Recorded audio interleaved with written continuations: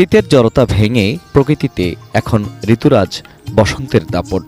আর এই বসন্তের সবচেয়ে বড় উপহার হয়ে আসে আমের মুকুল। বাংলার দক্ষিণ পশ্চিম থেকে উত্তরের জনপদ, প্রতিটি আমবাগান সেজেছে সোনালি সাজে। যেদিকে চোখ চায় শুধু মুকুল আর মুকুল। বাতাসে ভেসে আসছে মুকুলের মৌ মৌ সুবাস, যেন বলে দিচ্ছে আসছে মধুমাস।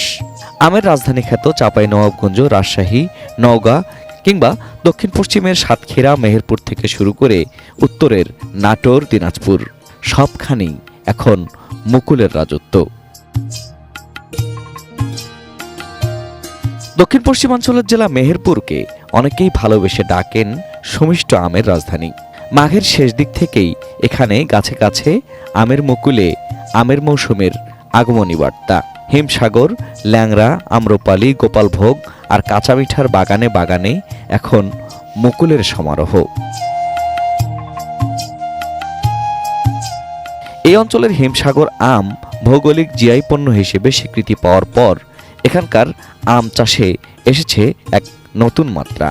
তাই বাম্পার ফলন ও মান ধরে রাখায় এখন ব্যস্ত সময় পার করছেন বাগান মালিক ও চাষিরা।